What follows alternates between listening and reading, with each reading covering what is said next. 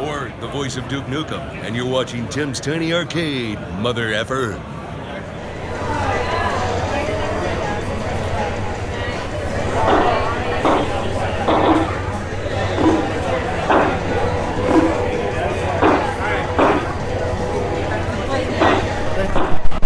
Hey guys, this is Tim from Tim's Tiny Arcade. I am here with Clark right here. Hello, my name is Clark. And we're here at the Illinois Con, and he had this beautiful Atari kiosk, and I wanted to talk about it because I see these at a lot of conventions, and this is your personal one, correct? Yes, I just got this. Usually you might see them, the most common place I've seen them pop up is MGC. Usually there's about 2 or 3 there every year, but this is not from there. This is my own unit that I found off Facebook, and I'm quite happy to be exhibiting it today. Yeah. So, and this is a Sears one, you said? Yes. So this is a unit that was in a Sears department store, and you can tell because there is no Atari branding on the unit itself. That's because this is marketed towards their telegame system, which is a rebranded 2600. And so all these games on here are also their rebranded titles, and that's why you don't see Circus Atari, for example. Instead, you see Circus. Right, that you're right. That is a great way to tell because, yeah, they had their own brand and everything on those games for sure. I mean, this brings a lot of nostalgia for me as a kid. Like when I would go into Sears, parents drop you off. This was like your arcade as a kid to go play these games, try the games out and stuff. So I don't even remember how that. So you just come over here, Tom. So you just choose a number, like it's got the number 1 up there. Correct. So you would enter in either the tens place or the ones place. Ones does not count all the way, as you can see. It will just cycle back through. Right. And then you would choose your game by cycling both of those, and then you would click start if you want to play a game. So right here we have Hangman, it looks like.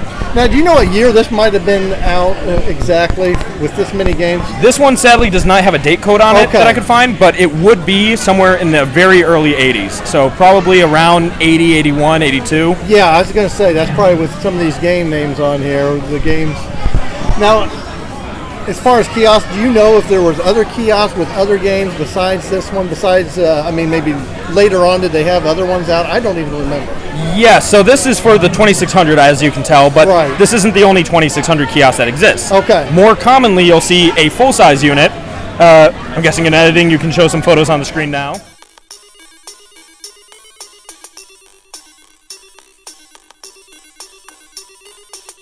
But that would also use the same motherboard, which is right over there. So you can see that is the same motherboard that is currently inside of this unit right here. On that motherboard, you can see there are slots for all the game ROMs. Right. And then there's also a cartridge slot for the 2600 cartridges. Choose you want to, diagnose it and make sure that things are working. And there is a manual online, but sadly mine is so corroded that it just doesn't work. Hundreds of traces are just bad. So I thought, hey, I'm going to show it off next to this so you can see what's inside. But it's the same exact motherboard, and you can see the games on there are a little bit more limited because it doesn't include the 3 Sears exclusive titles that are on this unit right here. Right. And see, and then earlier, you said they had that empty slot there. Correct. So this slot, I'm quite certain, is meant to be empty. I need to look a bit more into it, but they put all 3 games into these slots. The reason that this is meant to be empty is because the board was manufactured by Atari's arcade division, and I guess maybe something didn't go right in the engineering, and having a game in there seems to cause the games before it to bug out a little bit. Gotcha.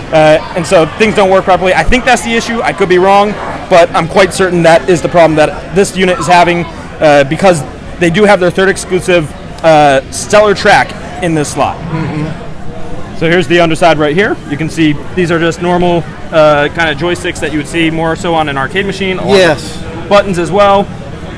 Moving around right there, just simple contacts. And then here is the cable that connects to the motherboard inside, which again is just that pinout, that large pinout right on the top over there. And connects to a normal Atari computer power supply. So it uses the 400 power supply. And just a really basic RF cable straight to the TV. Nothing too difficult there, but you can see it uses a box right here to protect the actual motherboard. And this box is also found in the normal 2600 kiosks. Okay, yeah, that's good. No, because You know, as a kid, you don't know if they got 40 cartridges under there, or how they had that thing all working back in the So day. there is another kiosk for the 2600 that I've not mentioned yet, which does use cartridges rather than game ROMs on a motherboard. Okay. And that would be one of two different kiosks, the Parker Brothers kiosk and the iMagic kiosk. And the iMagic is a little bit more well known for it. Okay. But it's called, I think, the Video Brain, if I'm getting it right. I could be misremembering. But it is a unit that can play, I think, somewhere around 24-ish games. Okay. But you plug the cartridges in. It's behind a clear glass piece of glass. Yeah. And you can select your games there, and the console is actually a bit more obvious. Okay. So you see that. It's basically just a bunch of games that you can select between. Right. It's a little simpler. Sure. But it's another kiosk nonetheless. Hey. That only stores would have normally had. Right. Still a lot of fun for Oh, everybody. it's so interesting seeing all the different kiosks and designs and store marketing ways that they had back in the day, Yeah. before Nintendo or before Sega, before PlayStation. Sure. All those companies. This is how they started out. Gotcha. And it's just something you don't see that often. No, definitely you don't. And I'm like I said, I'm excited you got it here, so everyone here can see it, and now people on my channel know a little more about it, and so do I. So. Oh yes, I'm glad people are enjoying it. People are playing it. I see a lot of people bringing their kids and playing it with their kids, and that's what I love seeing. Just Well, it's simple. It's one button and a joystick, or paddle and a joystick. as simple as that. That's all you need. My joy comes from other people's joy. There you That's go. it. That's all I gotta say. All right. Well, thank you. Thank you too. You have a great day. You too. Thank you.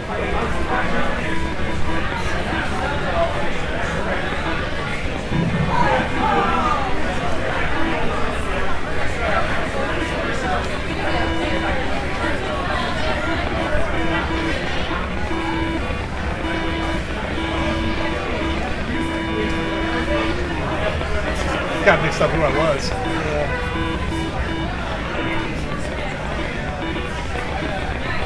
All right. I would just like to make one more shout out. If anybody happens to be in the local Chicago kind of area and you're really interested in vintage computers or old Atari or other stuff, be sure to check out VCF Midwest. I happen to be there with the Suburban Chicago Atarians every year. I like to attend. I like to exhibit. So I'm always there exhibiting. Definitely check me out. Check out the group if you're interested and you want to learn more. And yeah. That's right. All about Atari, man. Oh, yeah. Well, thank you so much. Thank you, man. Appreciate it.